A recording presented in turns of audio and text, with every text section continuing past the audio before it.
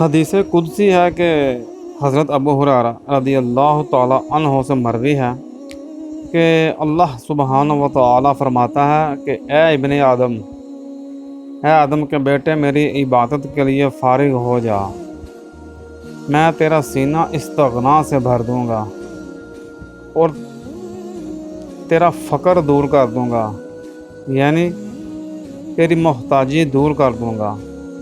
اور اگر تو نے ایسا نہ کیا، یعنی میری عبادت کے لیے وقت نہ نکالا، تو میں تیرے سینے کو اشغال سے بھر دوں گا، یعنی تجھے دنیا داری میں مصروف کر دوں گا، دنیا کے کاموں میں تجھ کو میں مصروف کر دوں گا، اور تیرا فقر دور نہیں کروں گا، یعنی تیری محتاجی دور نہیں کروں گا۔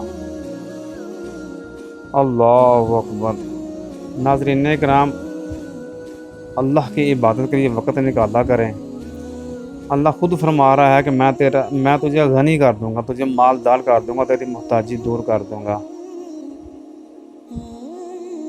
اللہم صلی علی محمد وعلی آل محمد۔